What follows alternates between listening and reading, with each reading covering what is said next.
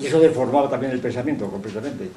Y por esto, y esto lo digo porque para mí ha sido un descubrimiento reconstruyendo estos días, estos capítulos de dialéctica categorial, economía y filosofía, cosas de ese tipo. Y luego otro, no sé, dialéctica de la categoricidad, destructiva de la categoricidad económica. Todas estas cosas, en el fondo, es una cosa sencillísima, es simplemente aplicado el método dialéctico a la propia economía política, a ver cómo aparece, cómo se destruye, realmente es esto.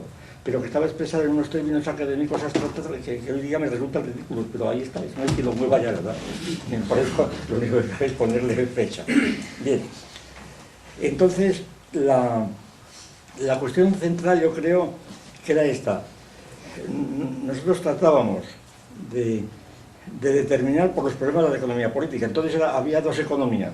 Bueno, yo estaba siempre muy interesado por la economía. Siempre, antes hemos hablado, porque ya desde estudiante era un asunto que me interesaba mucho, aunque yo estudié Derecho, unos cursos hasta que el Derecho Administrativo me expulsó de la carrera, pero vamos, una de las asignaturas que más me gustaban era la de Economía Política y la Hacienda Pública. Y entonces, hombre, no sabías nada, pero tenías pues sabías quién era Gibbons, que eso lo habías leído, Marshall, en fin, estas cosas, ¿no? De manera que estabas un poco familiarizado con eso, pero claro, cuando vi y esa era la economía política, pero cuando el marxismo empezó a tomar cuerpo, realmente aquello se presentaba como una dicotomía total, es decir, había la economía política. Son dos economías políticas, la economía capitalista y la economía socialista, comunista, ¿verdad? Hay dos economías, lo cual tenía muy pocos paralelos en otras ciencias. Hay que tener en cuenta que la preocupación, la perspectiva principal nuestra de aquel momento era lo que llamamos noseológica, o entonces también ya llamamos, no me acuerdo, queríamos un poco determinar en qué consistía la cientificidad de esa economía, en qué consistía. Que claro, cuando decían, no, es que utilizan las matemáticas, bueno, eso no tiene nada que ver, ¿verdad? Que utilizan las matemáticas también la utilizan los astrólogos y demás, eso no tiene nada que ver, depende de cómo la utilice, pero en fin, a mucha gente le da lo mismo. Entonces, ¿en qué consistía la cientificidad? ¿Y cómo era posible que si era una ciencia hubiera dos escuelas tan contradictorias que se negaban unas con otras? Claro, se ponían en meter, también hay en geometría, está la geometría euclidiana y la no euclidiana, y tienen axiomas distintos. Sí, bueno, era un modo de arreglar la avería, ¿verdad? Pero no era lo mismo, porque aquí es que se negaban totalmente unas a otras, ¿no? Y entonces ese era el planteamiento, de qué se trataba. Y entonces, claro, ¿y qué es economía? ¿En qué consistía la economía? ¿En qué consistía la racionalidad económica, como se dice luego? ¿Qué es eso de racionalidad económica? ¿Pero qué es esto? Estas cosas, ¿no? ¿Por qué es irracional una cosa y la otra es racional? Estas cosas, ¿no? ¿Y qué conexiones tiene con la política? Estas cuestiones que hemos estado discutiendo estos días. Esto es el tema del seminario. Y entonces, pues la idea central, yo creo, fue tratar de establecer, después de discutir todas las teorías del valor, las definiciones de economía que conocíamos y que discutíamos, pues que sea la administración de bienes escasos, por ejemplo, que era una fórmula clásica, que claro, era una cosa que llamaba la atención, sobre todo cuando estábamos en un punto de vista antropológico. Pues eso no había quien lo agarrase, de bienes escasos. Claro, te acordabas del Potts, aquel libro de Herskov y la economía y entonces no era la escasez, lo fundamental. Es más, pensábamos que la economía y la racionalidad económica en gran parte se enfrentaba con el problema de la superproducción y de la superabundancia de bienes. De manera que, con todo lo que eso significa. Bueno, y la economía animal.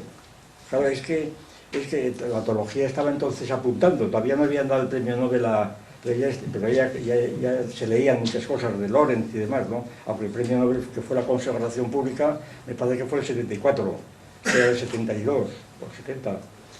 Pues los animales ahorran, los lobos esconden esto, y entonces tienen un ahorro y una reserva del bien, estas cosas, ¿no? También hay una economía, una conducta económica en los animales. Y entonces, ¿qué consiste la economía humana? No en la elección de medios para llegar a un fin, la definición es marginalista, ¿no? La obtención de la felicidad mediante la compra de del máximo placer con con el menor dolor posible, ¿verdad? Esto más o menos lo decía Gibbons así. Y claro, como luego empezaba a formalizar esto con el cálculo diferencial, pues muy bien, aquello empezaba, y el componente psicológico que tenía desaparecía, que se seguía, porque aparecía la palabra compra. Y entonces la compra ya neutralizaba totalmente el subjetivismo, de manera que era una situación muy interesante para ver los límites de ese individualismo contra el que estábamos siempre atacando, ¿no? Y entonces la idea de que el problema central es en qué consistía la racionalidad económica, es decir, que si bienes escasos las famosas cuestiones de Ricardo, claro, Ricardo lo leíamos muy bien, porque además estaba entonces muy en boga, ¿no? Pues distribución, economía de distribución de renta de la tierra, de beneficios del capital y de salarios, del trabajo. Y entonces, claro, las diferentes proporciones de una y otras, pues, discusiones de este tipo. Entonces, ¿en qué consistía? ¿De qué se ocupaba la economía política? Esa es la cuestión. ¿De qué se ocupaba la economía política? Bueno, una de las ideas centrales que están aquí reflejadas en aquella tabla, que se ha citado alguna vez aquí, en la página 44, la tabla de rotación recurrente, pues la idea era esta. Estoy un poco contando cómo salieron estas ideas, ¿no? La idea era que, primero, para que se pudiera hablar de una categoría económica, que estábamos hablando de las teorías de las categorías, de las categorías económicas. Dentro de la teoría de las categorías, el cierre categorial, que estaba ya bastante adelantado, y en este mismo libro ya se aplica todo lo que entonces podíamos aplicar. De manera que había habido otro libro el año anterior, Etnología y Utopía, donde también se aplicaba el cierre, pero vamos, todavía mucho más embrionario, y aquí también con un poco más de esto, pero vamos, estaba ya, la perspectiva en el fondo era la misma, aunque sin detallar, ¿no? Entonces se trataba de ver en qué consistía la categoricidad de la economía política. Es decir, porque la economía política no era política, o no era psicología, o no era antropología, yo qué sé. ¿En qué consistía y por qué la etología tampoco era economía? No cabía hablar de economía o de racionalidad económica, aunque pudiese hablarse de razón, o como después se dirá, o por lo menos después nos enteramos, la tecnología esta de Brunswick, de los raciomorfos. Los animales son raciomorfos, ¿verdad?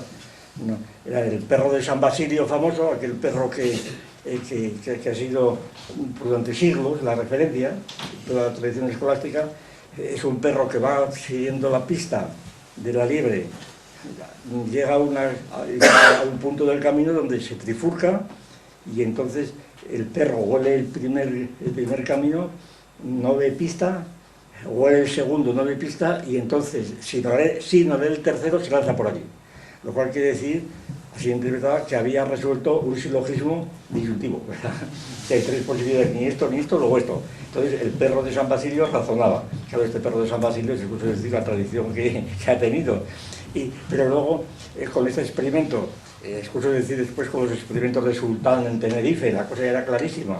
Sultán tenía inteligencia y racionalismo porque sabía resolver problemas, acercando pues cajones, subidos a ellos, cogiendo palos muy distantes, tirando los plátanos que le colgaba aquel era allí, en fin, los animales tenían razón, por lo menos eran raciomorfos.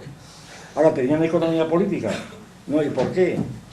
Pues inmediatamente discusiones en aquellos seminarios, ¿no? Pues porque no tenían lenguaje. ¿Y qué tiene que ver el lenguaje con esto, verdad? ¿Y tiene que ver el lenguaje con esto? ¿Y por qué, no? Bueno, total,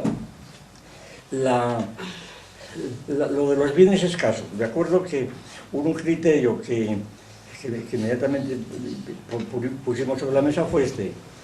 Los bienes escasos, ¿por qué son escasos los bienes? Pues primera afirmación, que vamos, que yo creo que está aquí más o menos, si no explícita, pero es implícita.